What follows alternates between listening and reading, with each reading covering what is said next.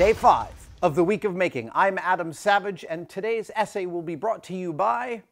Hey, my name is Simone. I'm here with Tested for National Week of Makers, and I make shitty robots. The first thing I remember making, and that probably wasn't the first thing that I made, was I made a chair out of a parabolic antenna, or like a parabolic dish. So we had one in our backyard because my parents were throwing it out, and I was like, wait, I can make a chair out of that. So I dragged it into my room and I made like a platform or a base set of bricks. So I just lay bare bricks under it and I put the chair on it. And I think it's probably like 9 or 10. And the reason I remember it was because it was so uncomfortable. It was really the most terrible chair yet. Like you just slid out of it.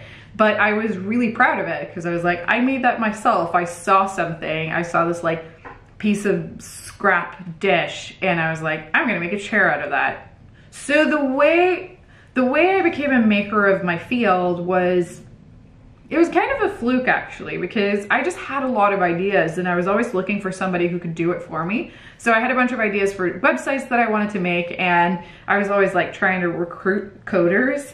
And I realized that that's really the wrong way to go on about it, because I was like, wait, I should just teach myself how to do this. So I started just teaching myself really basic website development. And then once I felt that I got a grasp of that, I started getting more complicated ideas of wanting to involve hardware and wanting to move hardware over the internet. And that was kind of how I got into electronics. So I just had all these ideas, and I unfortunately was like, I have to learn all these things to get them happening. And then I realized, but wait, I actually really like these things. And I kind of, let's say this, I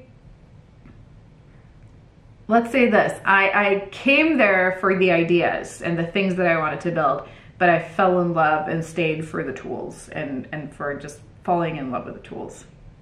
To me, the most satisfying thing about building stuff is, I mean, the build process itself can be pretty painful because I'm always like, even though I've been working as an inventor for 2 years now, I'm just constantly like, I'm never gonna get this together. Like no matter what I build, I'm like, this is just not gonna work.